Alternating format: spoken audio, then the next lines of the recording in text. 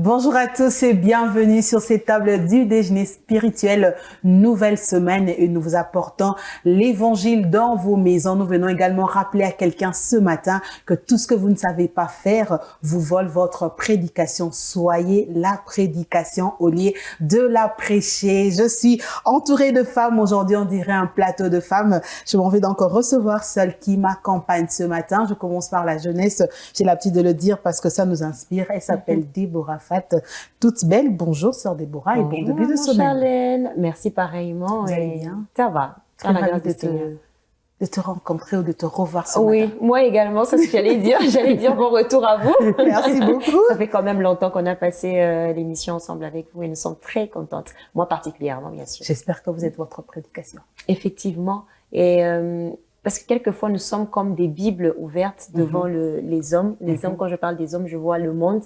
Parce que le monde est en train de vouloir voir ce qui représente exactement le Christ sur terre. Est-ce qu'ils font la même chose que le Christ leur a demandé ou ils sont simplement une apparence ou un à peu près?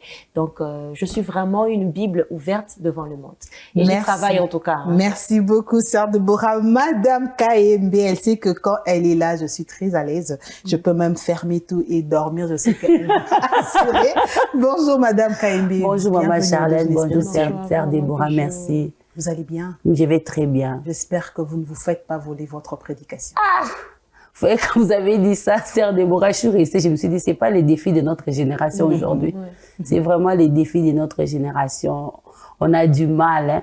Quand on entend quelqu'un parler, dès qu'on s'approche, on est tellement déçu. Voilà. On a tellement mal. Des fois, on dort avec un cœur gonflé. On s'est posé la question, Seigneur, est-ce que je dois continuer?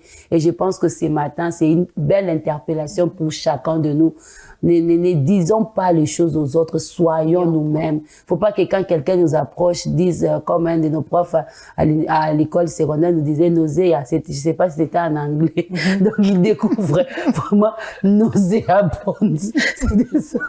Donc, nausée, non, nous devons vraiment nous battre. C'est la sœur Déborah dit, nous devons travailler tous les jours pour que nous-mêmes, nous soyons l'évangile. Quand on s'approche de nous, qu'on dise vraiment, je crois que c'était les sujets d'hier, hein, dans les canapés, ici à la chaîne Parole Éternelle, on en parlait, on était là avec les pasteurs, on était nombreux, ne vous en faites pas. On parlait, voilà, vous n'étiez pas là. On disait vraiment, c'est regrettable. Quand vous approchez quelqu'un, vous trouvez vraiment que c'est les jours et la nuit. Voilà, les jours et la nuit, les ténèbres. Vous vous posez la question, mais quelle est la partie de la vie de cette personne que j'ai ratée? Ou bien quelle est la partie de la vie de cette personne que j'ignore? J'espère que ça ne sera pas le cas pour nous. C'est vrai que c'est un défi pour notre génération, mais moi je crois fermement que nous pouvons relever ces défis-là. Merci beaucoup, amen, et bienvenue à ces programmes matinales, votre déjeuner spirituel sur Parole Éternelle qui s'ouvre avec la pensée de la semaine. Ça sera donc la première pensée que nous allons décortiquer ensemble sur cette grande table du déjeuner spirituel.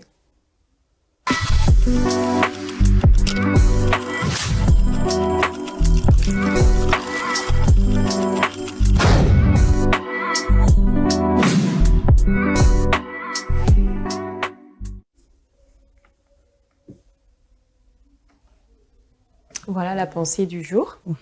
Elle dit ceci: lorsque la prière devient une habitude, les miracles deviennent votre style de vie. Lorsque la prière devient une habitude, les miracles deviennent votre style de vie.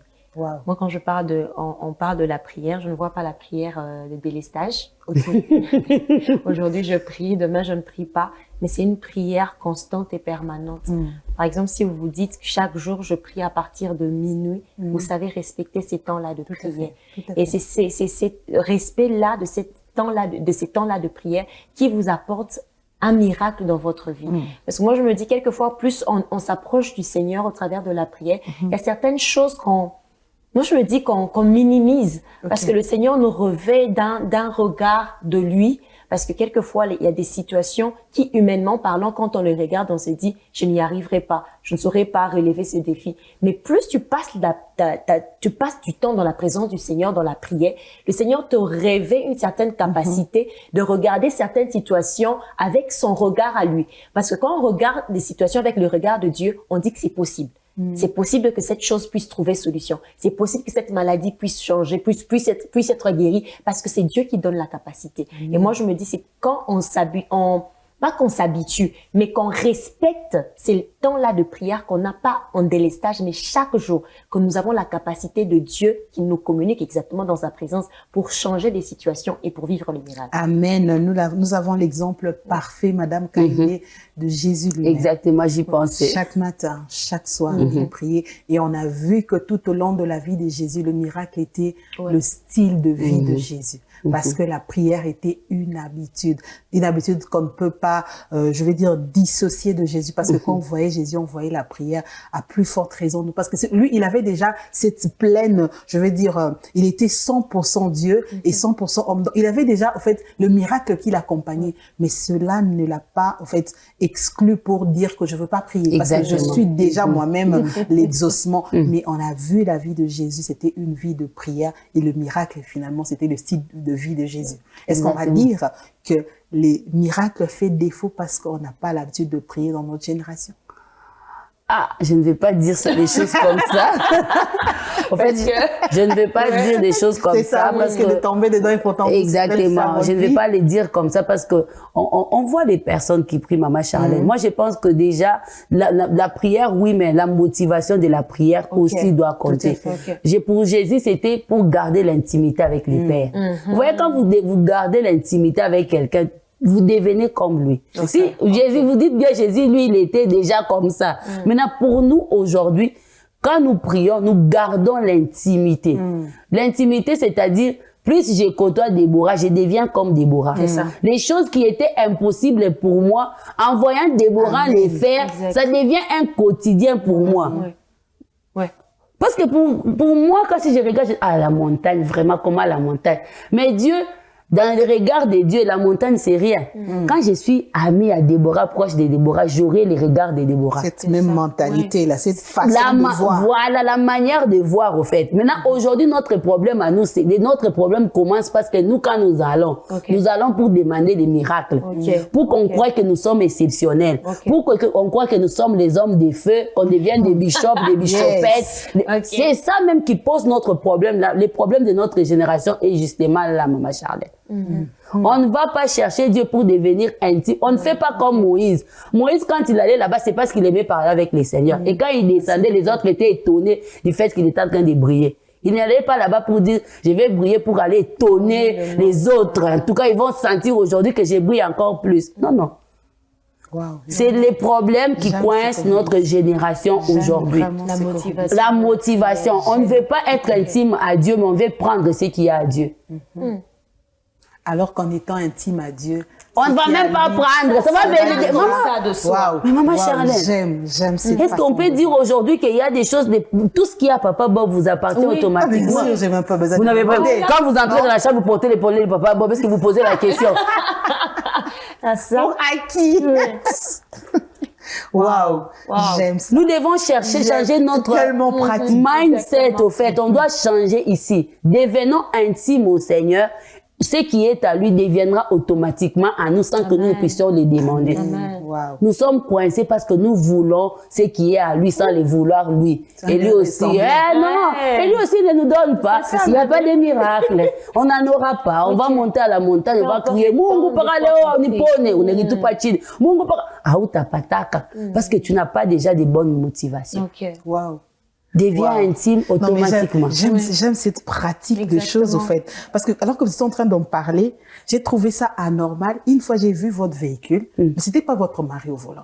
Parce que je me dis, quand c'est votre mari, c'est vous. Exactement. J'avais vu quelqu'un d'autre. Je me suis même demandé, j'ai vu quelqu'un dans votre véhicule, mais qui était mince. Donc, en fait, j'ai trouvé ça anormal. Exactement. Et je crois que même quand le monde nous regarde, on veut ressembler à cette personne-là et avoir le dessus sur ce qu'il a, mais on ne veut pas lui ressembler. Exactement, c'est ça qui nous coince. Exactement. Nous sommes coincés. C'est ça qu'on vit aujourd'hui. C'est quand même triste. On se rend compte qu'on a des hommes qui prient beaucoup, mais sans des bonnes motivations. Voilà, et même sans ressembler à celui. Exactement. Quelquefois, on se dit, c'est cette personne-là même qui prie tout le temps là. Est-ce que c'est vraiment lui? Non, nous, on sait que celui qui rencontre Christ ne reste pas lui-même. En tout cas, moi, je veux nous demander de changer nos motivations. À chaque fois, quand on ira dans la présence du Seigneur, regarde ta motivation. Est-ce que je vais pour demander, je vais pour impressionner ou je vais vraiment pour ressembler à Christ et devenir son intime? Wow. Jésus n'a visé aucune impression. Il faisait ce qui est naturel. Et en sortant, le naturel les suivait. Waouh, waouh. Quelle belle pensée ce matin. La prière doit être une habitude et le miracle deviendra notre style de vie. Parce que si nous côtoyons le Maître alors que le Maître était caractérisé par le miracle suivra. Changeons notre motivation quand nous allons devant les seigneurs et surtout cherchons l'intimité avant ce qu'il doit nous donner. On va quitter ces registres de la pensée. Waouh, quelle semaine, quelle pensée. J'ai envie de rester, mais on va continuer avec le pain du jour, la récap de la semaine dernière. Ça sera également une autre portion qui va nous permettre de bien entamer cette semaine. Nous prenons le pain du jour.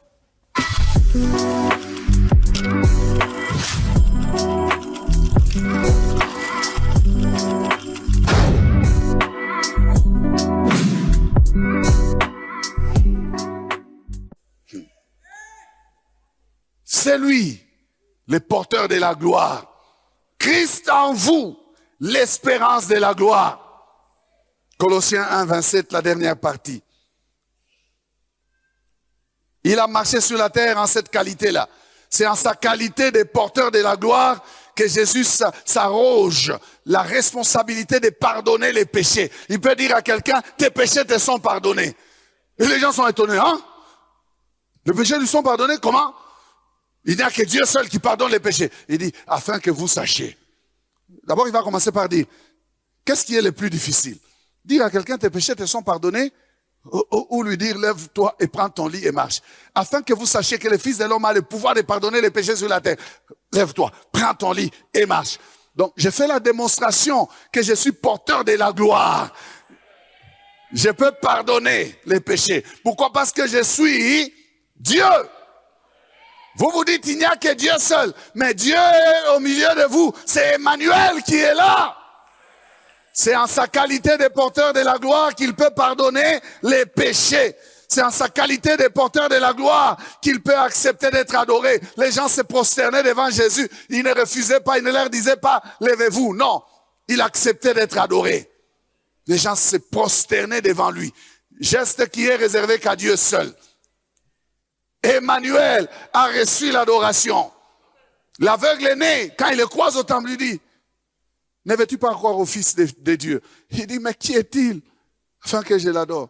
Il dit, c'est lui qui te parle, c'est lui. À genoux devant lui. Et il l'a adoré. Il se prosterna devant lui. Jésus ne lui a pas dit, lève-toi, je ne suis qu'un homme. Non, ça c'est Pierre, c'est pas Jésus. Ça c'est l'ange. Je ne suis qu'un ange, un serviteur comme toi, je suis ton compagnon. Mais le Fils de Dieu, en sa qualité de porteur de gloire, reçoit l'adoration. C'est en cette qualité-là que nous l'adorons. Il est digne de recevoir la gloire. Jésus est digne de recevoir la gloire. Jésus est digne de recevoir la gloire. Quand nous l'élevons, il a bien aimé la qualité de porteur de la gloire. Il a qualité. C'est en sa qualité de porteur de la gloire qu'il peut regarder cet aveugle né dont je parle. Il le regarde pendant que les autres voient en lui un pécheur. Non, lui voit la gloire. Ils disent, non, qui a péché? Est-ce que c'est lui ou ses parents? Ils disent, ce n'est ni ses parents, ni lui, mais c'est afin que les œuvres de Dieu se manifestent en lui. Il voit la gloire. C'est lui, Jésus, qui va manifester ces œuvres-là. Il dit, pendant qu'il est jour, je dois encore faire le travail de mon Père. C'est lui, Jésus, qui voit dans la mort de Lazare la gloire. Lazare tombe malade. Il dit, pendant que les autres se lamentent, lui dit, cette maladie n'est point à la mort, mais elle est pour la gloire de Dieu. Elle est pour la gloire de Dieu. Et quand Lazare meurt, il dit, Lazare, notre ami dort, on va aller le réveiller. Je vais aller lui communiquer la gloire. Je vais déployer la gloire. Il va vivre la gloire. Il va expérimenter la gloire. Et les âmes vont être sauvées. Et le Père va être glorifié. Moi et le Père, on va travailler dans la gloire. Le domaine de la gloire, c'est le domaine de Jésus. 1 Corinthiens 10, verset 31. Et on va descendre et on va chuter par là. Soit donc que vous mangiez, soit que vous buviez, soit que vous fassiez quelque autre chose. Faites tout pour la gloire de Dieu. Soit que vous dansiez. Faites tout pour la gloire de Dieu. Soit que vous chantiez. Soit que vous parliez. Faites tout pour la gloire de Dieu. Nous, chrétiens, nous sommes entrés dans le domaine de la gloire. Nous devons veiller sur la gloire que Christ a placée en nous. Donc, tout ce que nous faisons doit être accompagné de cette pensée-là, de ces soucis-là, de tout faire pour la gloire de Dieu. Pourquoi? Parce que nous évoluons dans le domaine de la gloire. Christ en nous l'espérance de la gloire. Pas seulement la gloire à venir. L'espérance, c'est pour ceux qui viendra, oui, mais aussi la gloire aujourd'hui. Faites tout pour la gloire de Dieu aujourd'hui. Ça, c'est tout un séminaire, hein? Mais on n'a pas le temps. Quoi que vous fassiez, faites tout pour la gloire de Dieu. Comment tout faire pour la gloire de Dieu? C'est en observant sa parole. Comment est-ce que je sais que ça, c'est pour la gloire de Dieu? C'est parce qu'il l'a demandé. Amen. Il dit, quand tu pries, fais ça comme ça. Quand tu donnes, fais ça comme ça. Si je fais, je glorifie Dieu. Est-ce que quelqu'un me suit? La gloire de Dieu. Et j'aimerais dire aussi à quelqu'un pour l'aider, tu dois seulement te préoccuper des intérêts de Dieu dans ta vie. La gloire de Dieu, c'est son intérêt. Tout ce que Dieu cherche à gagner en nous, c'est d'être glorifié. Il ne demande pas grand-chose. Dieu ne demande même pas beaucoup de choses. Non. Si tu cherches tout simplement à le glorifier, Dieu a son intérêt. Dieu va se calmer. Amen. Amen. Faites tout pour la gloire de Dieu. Faites tout pour la gloire de Dieu. Vendez pour la gloire de Dieu. Voyagez pour la gloire de Dieu. Mariez-vous pour la gloire de Dieu. Ça peut conduire quelqu'un.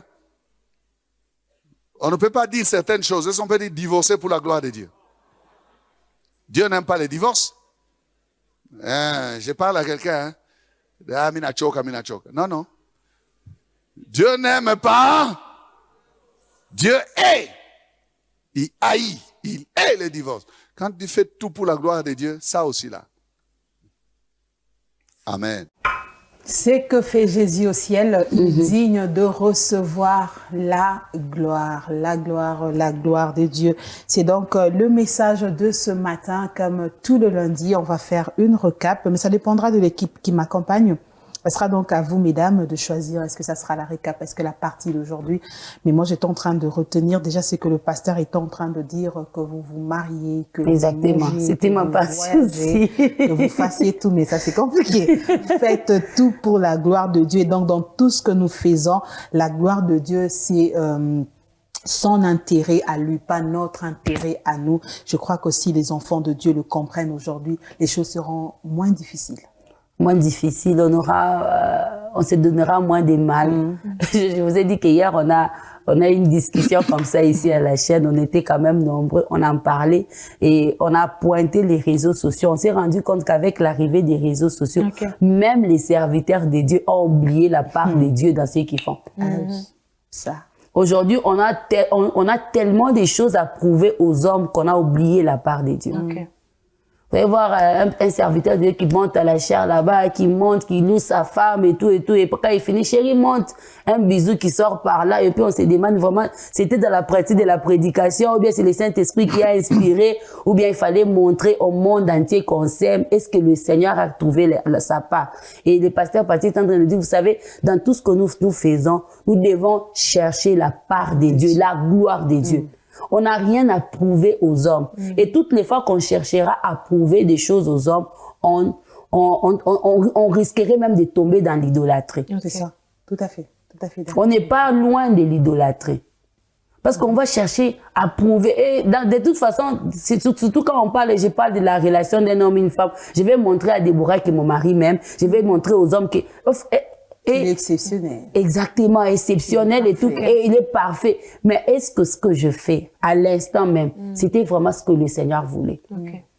Est-ce que ce que je suis en train de faire là maintenant, est-ce que c'est ce que le Seigneur attendait? Ou bien est-ce que ça glorifie le Seigneur?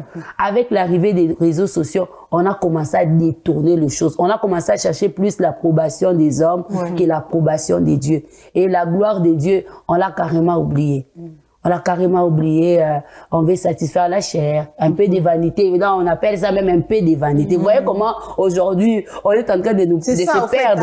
Salomon a dit, tout est vanité. Et puis, la sœur Déborah viendra dire, un peu de vanité, ce n'est pas contre la spiritualité. Mais est-ce que c'est pour la gloire de Dieu? Mais il y a même des gens qui disent des gens de vanité que nous aimons.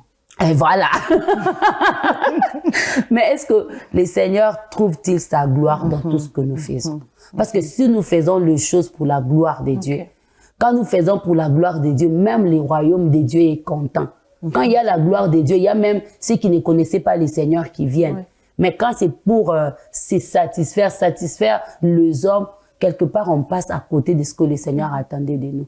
Alors, ce matin, je vais nous inviter, nous, je sais pas, je vais dire ça comme ça, enfants de Dieu, serviteurs de Dieu, à regarder notre manière de faire. Est-ce que pendant que vous avez porté cette chaussure-là, c'était pour la gloire de Dieu? Est-ce que pendant que vous avez, je sais pas, invité votre femme, tout ce que vous faites là, est-ce que le Seigneur trouve-t-il sa gloire? Il est aussi important, je vais chuter par là, nous dire, nous devons à un certain moment, Maman Charlène nous arrêter. Pendant que nous étions en train de marcher, on s'arrête, on pose la question au Seigneur. Seigneur, dans tout ce que j'ai fait là, est-ce que tu as trouvé ta gloire? Est-ce que je continue à te donner gloire? Amen. Si le Seigneur ne trouve pas sa gloire, c'est toujours mieux de recadrer et de changer des choses. Même si on dira, ce pasteur-là, lui, vraiment, il parle jamais de sa femme. C'est pas important, en fait. Je dis toujours aux gens, où était la femme de Pierre? Où était la femme, je sais pas, des gens? Ils avaient aussi des familles. Mais quand ce n'était pas important, on ne les faisait pas. Je ne viens pas interdire aux serviteurs de Dieu de louer leurs femmes, mais je viens juste nous dire que, est-ce que tout ce que nous faisons, c'est pour la gloire de Dieu? Et quelquefois, peut-être demander au Seigneur, à chaque fois quand je veux poser un acte, et même pour poster certaines choses, mes voyages par exemple, est-ce que Seigneur, quand je posterai ça, tu seras glorifié? C'est ça.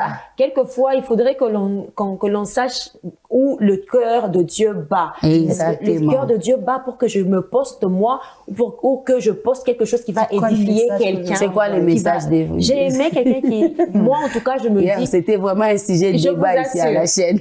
Quelquefois, on sait, quelqu'un qui se dit, j'ai le contact de Maman Bijou. À chaque fois, quand j'ai besoin de quelque chose qui doit me fortifier, je dois aller sur le statut de Maman Charlène ou Maman Bijou. Certainement, je trouverai un verset du jour qui va m'édifier, qui va me permettre à un moment de ne pas regarder à ma situation qui me tracasse, mais de regarder à Dieu. Mais est-ce que toi, serviteur de Dieu, quand on regarde ton statut du jour au lendemain, chaque jour, est-ce que quelqu'un peut être édifié? Ou tu montres combien tu as eu un nouveau véhicule, tu as payé des nouveaux vêtements, je ne sais pas moi, tu as acheté ta maison. Est-ce que c'est ça en fait, pierre d'achoppement. Exactement. Il y a des gens comme ça, tu ne vas même plus sur son statut. Oui, parce qu'on sait que celui-là, il va poster des choses qui valent pas la peine.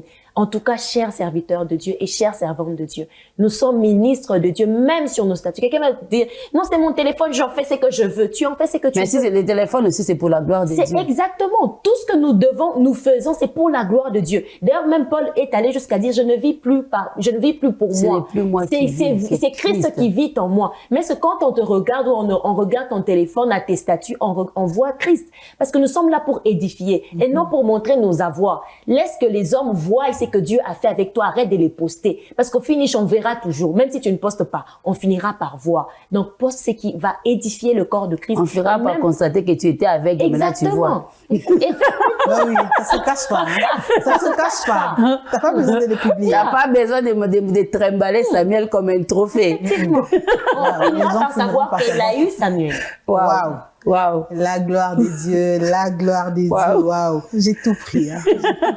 J'étais émerveillée. En même temps, j'étais en train de me dire, faudrait pas que la gloire ne trouve rien, parce que c'est cette gloire-là qui monte vers les cœurs et qui nous emmène en dehors de Dieu. La gloire doit trouvez déjà Jésus. Ne cherchez pas la gloire, cherchez d'abord Jésus. Il vous enseignera comment maîtriser la gloire. Parce qu'il y a des choses qu'on ne peut pas éviter dans la vie. Ça finira par arriver. Maman Buju, vous serez certainement une grande prédicatrice du Seigneur. Sœur Deborah, vous serez certainement une grande prophétesse. Il y a des choses qu'on ne peut pas éviter. Mais commencez par trouver d'abord Jésus. Quand ces choses-là trouveront Jésus, j'espère que ça ira d'une manière à ne pas choquer la gloire. Vous savez, je vais ajouter un petit mot. Hier, le pasteur Paty nous disait, c'est maintenant qu'il faut travailler. N'attendez pas demain. Il nous a dit, c'est maintenant qu'il faut travailler. Et hier, il nous disait, vous savez, la dernière fois, je suis allée à un deuil, là, dans un membre de son église. Il est allé, il n'y avait pas de transport. Il a pris les petites. Il a dit, j'ai pris les petites. Et la dame qui était avec de l'église, elle était étonnée de voir les pasteurs dans les petites. Et puis ils sont partis, ils arrivent là-bas et puis il est au deuil. Il dit, c'est la maman de la sœur fidèle qui était étonnée. Elle dit, c'est votre pasteur. Comment il a fait pour arriver ici? Donc la maman était tellement étonnée. Mais moi, dans mon église, le pasteur ne peut pas se permettre des choses comme ça. Jusqu'ici, vous êtes arrivé. Il a dit, le soir, il a vu un long message de la dame qui dit, c'est pour la première fois, parce qu'elle venait quand même d'une autre église. Elle dit, j'ai été étonnée par votre humilité. Je ne pouvais pas imaginer que vous aussi pouvez prendre les petites, aller dans les coins de Lubumbashi, au deuil là-bas. En tout cas, le pasteur a dit, elle a tellement dit des choses. Et puis, il nous a dit, en fin de compte, elle a dit, c'est maintenant que vous devez travailler. Vous devez commencer à vous simplifier les choses maintenant. Ne vous dites pas que je suis devenu pasteur, il y a des choses que je ne peux pas faire. Non, tu es serviteur de Dieu. Donc, tu dois continuer à faire certaines choses. Il a dit, c'est maintenant. N'attendez pas demain. Si vous attendez demain, il sera certainement trop tard. C'est comme ça que, comme vous dites, il y aura plus, vous allez commencer à voir votre gloire au lieu de voir la gloire de Jésus. Quand vous savez que c'est pour Jésus que vous faites ça, vous prendrez les petites, vous irez dans les fins fonds de Lubumbashi pour assister à un fidèle, vous allez les faire. Donc maintenant là, comme Maman Chanel a dit, certainement que demain vous serez, mais travaillez aujourd'hui pour que demain, que ça ne puisse pas vous tromper. Et que vous puissiez prendre la place de Jésus. Merci beaucoup. Je crois qu'on a fini avec le pain. Donc, à tous les serviteurs de Dieu, les enfants qui nous écoutent maintenant, et donc, travaillez. Parce que j'ai parté chuter par là, je ne sais pas comment.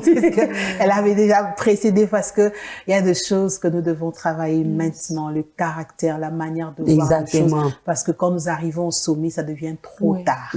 Ça devient trop tard, on n'aura plus le temps d'apprendre. Apprenons maintenant comme David a appris avant d'arriver à la royauté. Et donc, apprenons maintenant et quand nous serons là, nous saurons que la gloire doit toujours revenir à Dieu parce que l'exclusivité de la gloire revient à Jésus. Donc, le mot d'encouragement, le pain de ce matin, de cette semaine, qui va céder sa place rapidement au chant nouveau, un autre cantique que le Seigneur va déposer dans nos cœurs maintenant. Nous l'écoutons ensemble et on va les décortiquer également ensemble.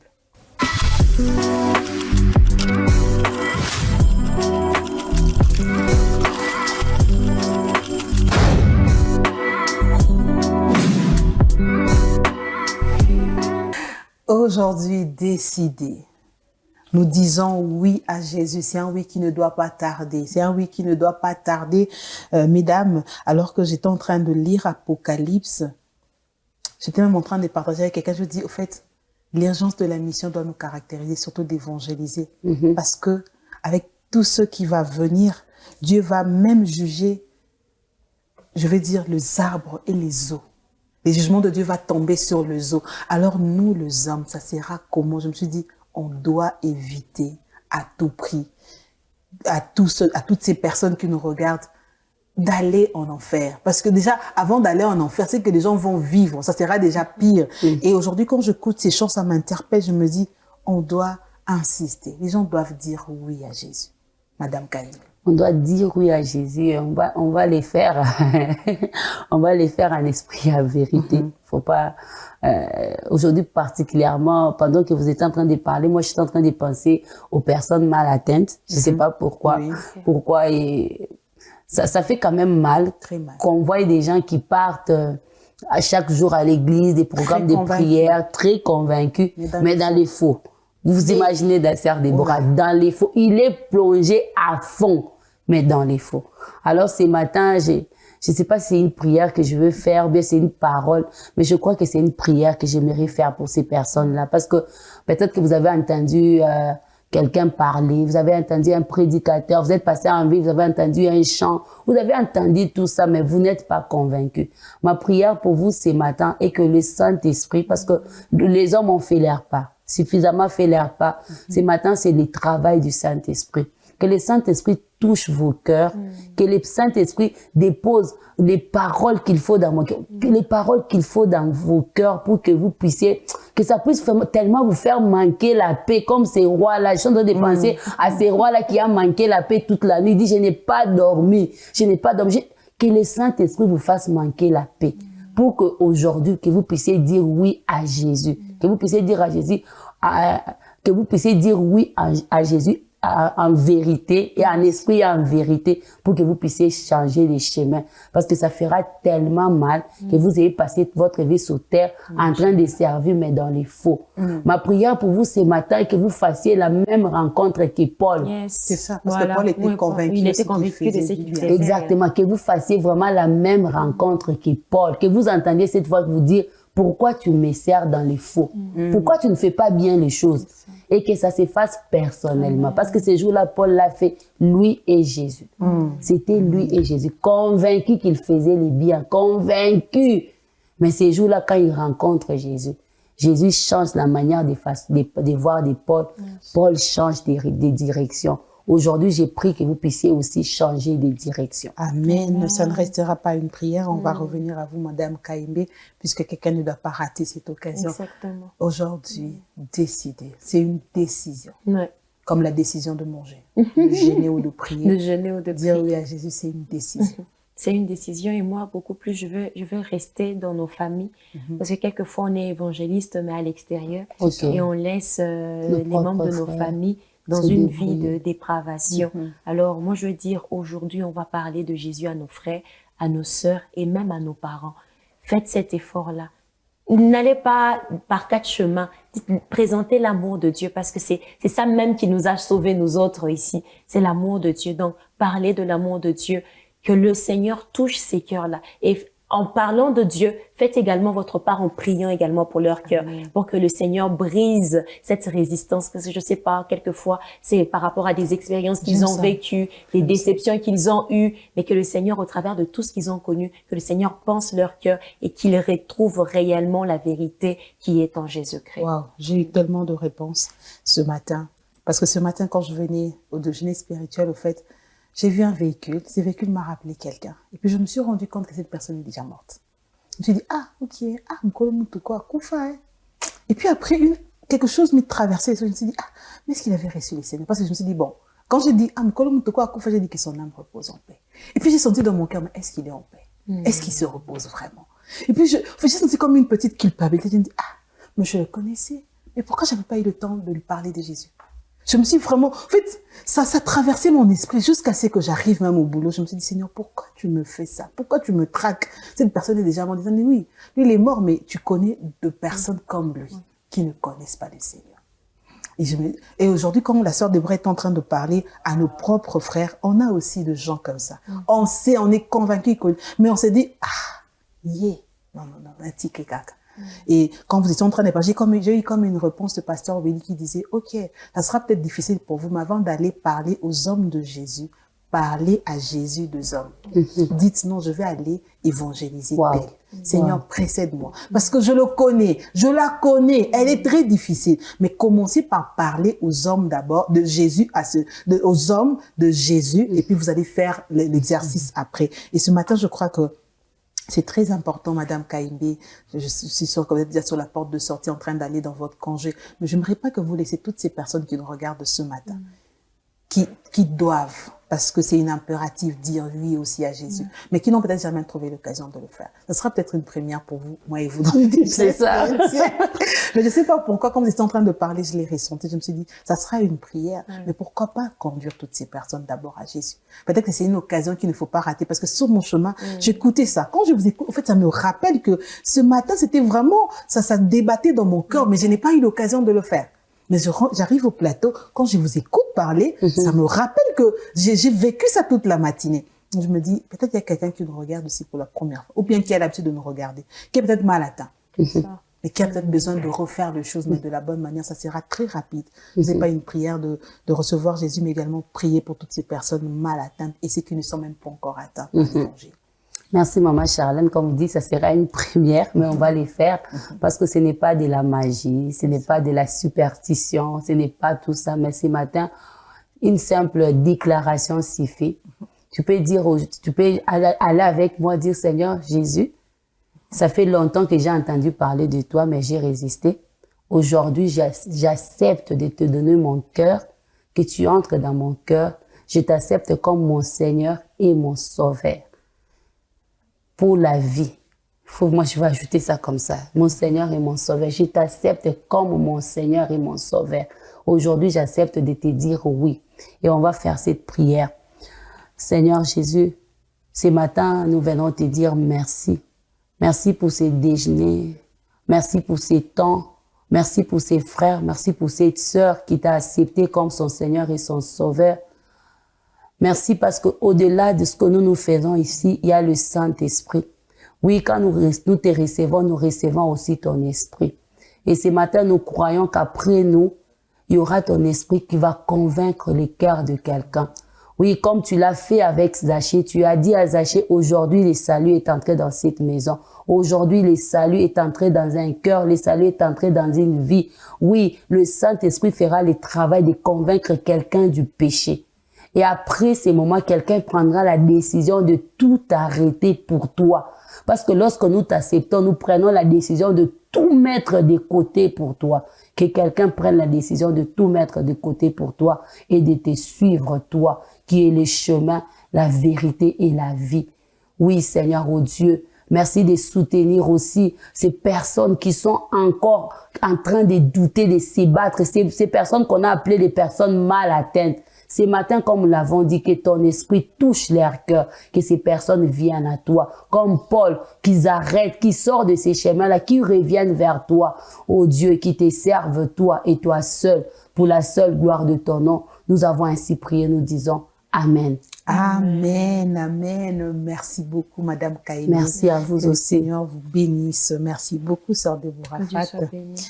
Merci beaucoup, que toute la gloire revienne à Jésus. Merci en tout cas pour le choix également du chant nouveau. En tout cas, moi, je me posais la question, comment je suis tombée sur Frère Ephraim? Non, Dieu est en train d'organiser les choses ce matin. Ça tombe bien parce que c'est le début de la semaine. Et donc, on va prendre la découverte. Ça sera la première pour cette semaine parce que à la fois, il faut également ajouter la connaissance. Et les déjeuners spirituels, c'est cet équilibre que nous vous apportons dans vos maisons. Nous apprenons à travers cette découverte et on se retrouve juste après.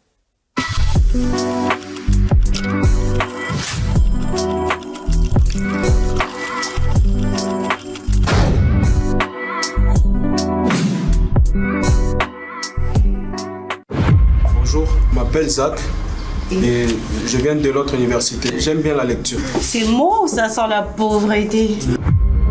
Ici, c'est moi qui fais la loi. Même les professeurs me lèchent les bottes. Aujourd'hui, j'ai le réel plaisir de vous emmener avec moi dans le monde du film. On sera entre production et réalisation. Comment ça se passe? Bienvenue dans la découverte. Et donc, j'ai hâte que l'on fasse cette découverte ensemble. Et donc, si vous êtes prêts, venez avec moi, on va le faire tous ensemble. Bonjour madame, très bien et vous-même. Je m'appelle Magellan Kaosi, je suis chrétien d'abord et je suis aussi artiste.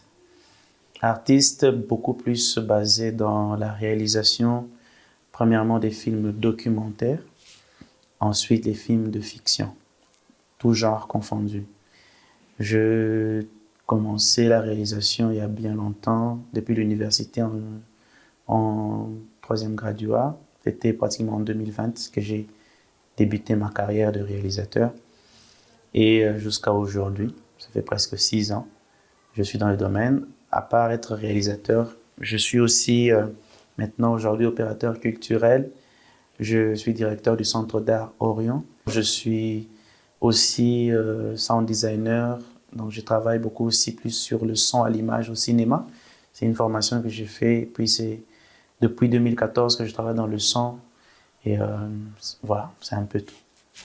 Un réalisateur, c'est le fabricant du film. C'est aussi, on peut dire, l'architecte d'un film. Il établit des plans de ce film, il établit comment le film doit être. Il a toute cette vision du film qu'il doit transmettre à son équipe. Le réalisateur, comme je l'ai dit, c'est le fabricant du film. Il commence de la conception du film jusqu'à la finition, c'est-à-dire de la pré-production, de la production à la post-production. Il peut même commencer à l'écriture ou à l'idée du film qui s'appelle le synopsis.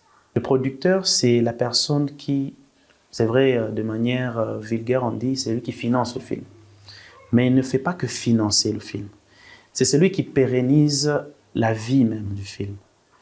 Il prend le film au début, c'est-à-dire il trouve un réalisateur qu'il va financer pour que le film puisse prendre vie. Et c'est lui qui finance au début le film, mais après avoir financé le film, lorsque le produit fini sort, le film lui est remis pour qu'il puisse maintenant aller dans la deuxième étape qui est la vente de ce film-là. Parce qu'un producteur, c'est quelqu'un qui fait du business avec le film. C'est un businessman. Et pour être producteur, tu n'as pas besoin d'être dans le milieu cinéma, en fait. S'il cherche les maisons de distribution, il cherche les salles de cinéma, il cherche aussi à vendre le film dans différents pays, et il cherche aussi les festivals. Et il fait le tout pour que le film rapporte de l'argent d'abord qu'il a dépensé, qu'il puisse compenser tout ce qu'il a dépensé, et qu'il puisse en tirer des bénéfices. Et c'est comme ça que le producteur fait. Donc le producteur, lui, on peut dire que son travail commence lorsque le film est terminé. Lorsqu'on termine le film, lorsque le réalisateur dit « je viens de finir le film, le produit il est là », c'est là maintenant que le véritable travail de titan commence. Pour l'instant encore, celle de réalisateur. La production, c'est à peine que je me suis lancé cette année pour m'auto-produire, en fait. C'est vrai, à l'époque, l'année passée, j'ai produit aussi un autre petit film que j'avais fait. Mais pour l'instant, j'aime bien qu'on me cale dans la casquette de réalisateur. Parce que producteur, c'est encore beaucoup de chemin à faire. Tout a commencé quand j'étais en deuxième primaire. Oui, en deuxième primaire. J'étais tellement fan des dessins animés.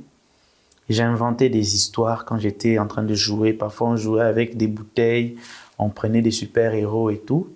Et ça s'est encore amélioré quand je suis entré en première année secondaire. Là, je faisais déjà des bandes dessinées. Les études que j'ai faites, c'était des études de journalisme, de G1 avec l'ancien système à l'INELU. De G1 à G3, c'était vraiment beaucoup plus le journalisme. Parce que je voulais imiter mon père, Lucien Kaosi. Quand j'ai fini la G3, j'ai vu que ce n'était pas quelque chose qui me passionnait.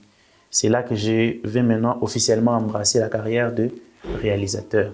Et c'est par là que ma carrière a débuté, a commencé à évoluer. J'ai fini l'université, j'ai été repéré par M.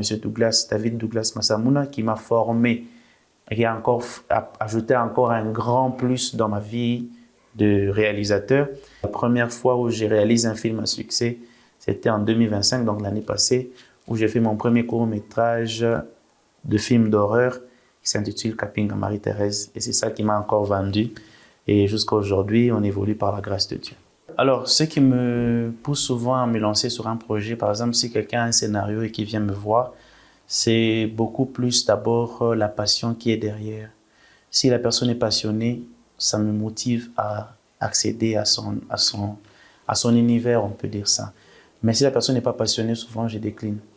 Deuxième chose qui me permet de prendre un scénario et de travailler dessus, c'est si l'histoire me touche aussi personnellement, parce que on va quand même m'apporter une histoire bizarre, où il y aura des scènes bizarres que moi je peux accepter. Non, j'ai aussi mes limites.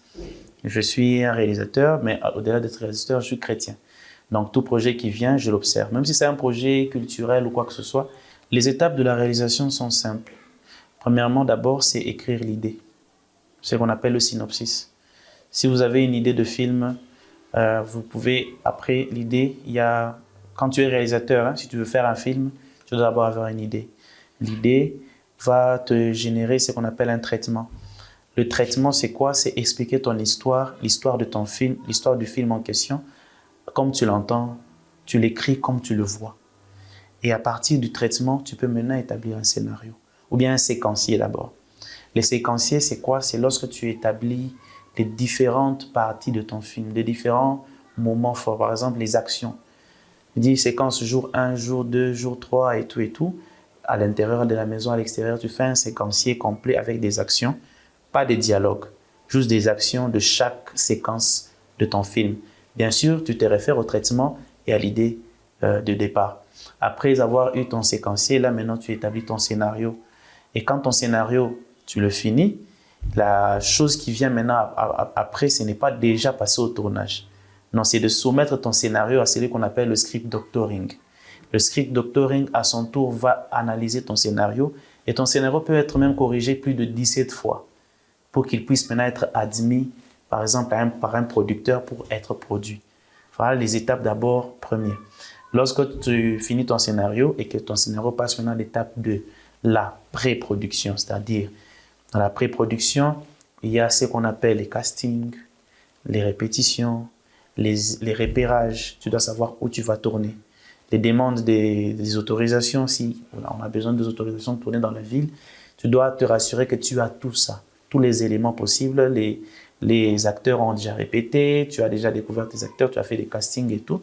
Après ça, maintenant vient l'étape de la production elle-même, où vous faites le film en question. Et là, c'est toute une organisation. Le film, ça ne se fait pas seul. Et le réalisateur, normalement, il ne doit même pas toucher à la caméra. Il est assis en train de... C'est le premier spectateur, en fait. Il doit voir le film sur un petit écran. On en a ici. Sur un petit écran où il regarde les rendus du film, en fait. Et après, maintenant la post-production.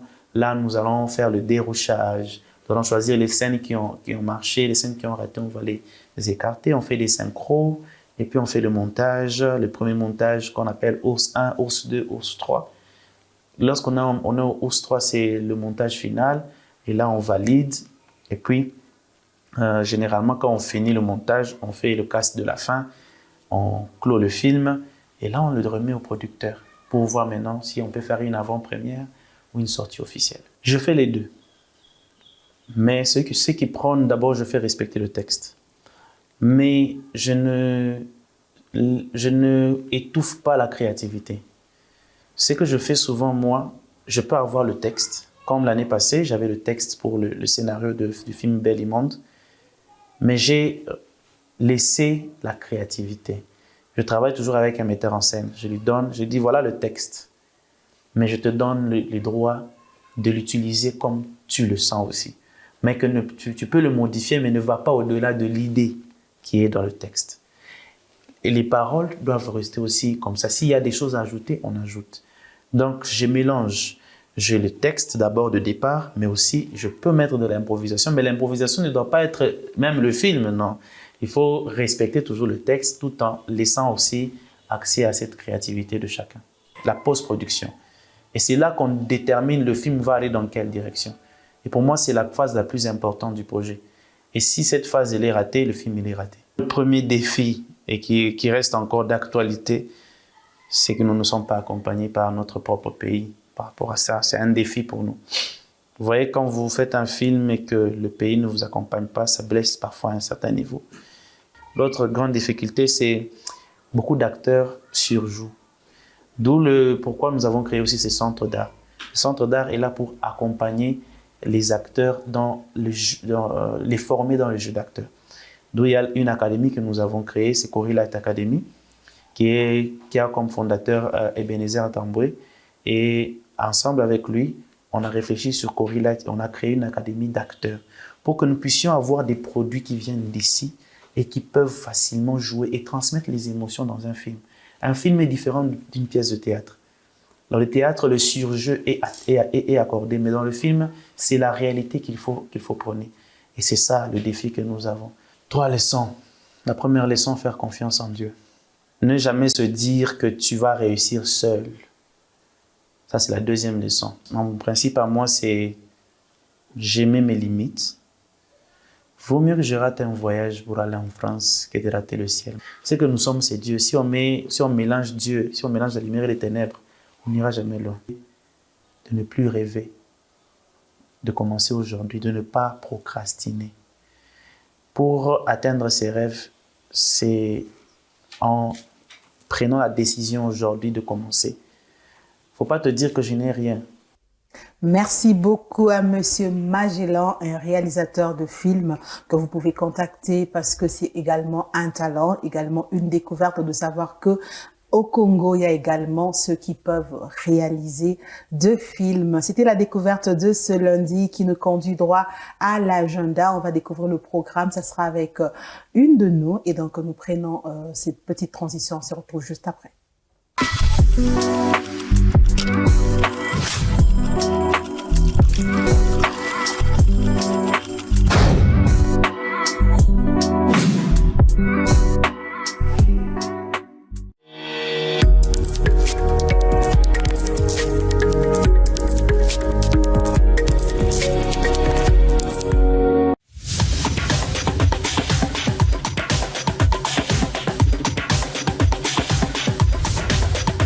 Chaque premier dimanche du mois, c'est le dimanche de la mission.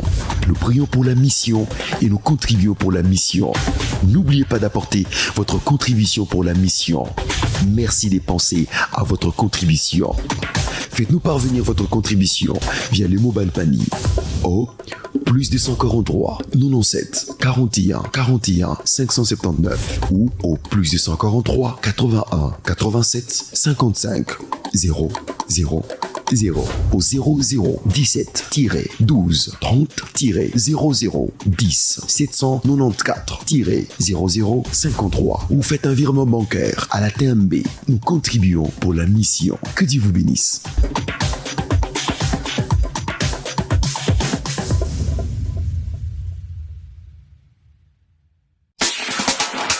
Bien-aimés dans le Seigneur, habitants de Lubumbashi, habitants de Jolicite, le centre évangélique La Parole Éternelle, extension de Jolicite, vous invite à une grande action évangélique dénommée Des ténèbres à son admirable lumière.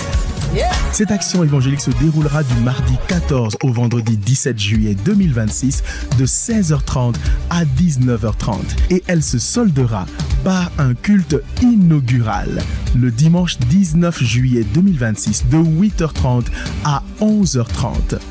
Les orateurs sont Pasteur Moussa Kapel de la Parole Éternelle Plateau Caravia, Pasteur Patitoko de la Parole Éternelle Bel Air, Pasteur Jim Chien de la Parole Éternelle Kassavubu, le Pasteur David Mana de la Parole Éternelle Jolicite et le Pasteur Guy Amani.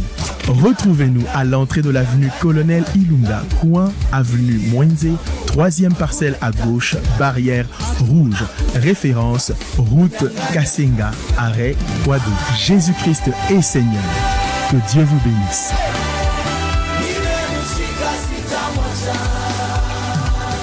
Et voilà, c'est l'agenda du jour avec Madame Kaïbe. Nous allons retrouver aujourd'hui qu'est-ce qui nous attend également pour cette semaine. Nos rendez-vous de l'église à la maison. Nous sommes dans nos cellules. Aujourd'hui, on encourage tout simplement les parents à amener aussi les enfants à la cellule. C'est aussi important pour eux. Et puis, c'est les vacances. On n'a aucune raison de les garder à la maison. Où sont des enfants? Ils vont aller les déranger là-bas. Non, ils vont écouter aussi la parole de Dieu. Amen. Exactement. Amen. Et on se rappelle du côté Jolicite rapidement. Voilà, voilà, on a vu les spots. C'est déjà à partir de ces 17. Je ne me suis pas trompée, j'espère. Voilà, donc le culte inaugural. Mais toute la semaine. Voilà, toute la semaine, c'est la semaine évangélique. Donc, nous sommes du côté Kisanga. On va commencer. Jolicite Kassagiri. Donc, avec les pasteurs David Mana. Donc, la semaine, elle est évangélique. Et puis, les dimanches, on aura notre culte inaugural. Tout simplement pour dire à tous ceux qui nous suivent de ces côtés-là que désormais, vous aurez parole éternelle, la borne, extension de ces côtés-là. Plus besoin de vous tracasser pour les transports et toutes ces choses-là. Donc, vous êtes de ces côtés-là. Merci beaucoup. C'est le programme qui nous concerne pour cette semaine, mais également pour aujourd'hui. On va prendre le verset du jour. Nous terminerons ce déjeuner avec cette pensée que le Seigneur dépose dans nos cœurs. Ça sera sur la lecture de Deborah Fat.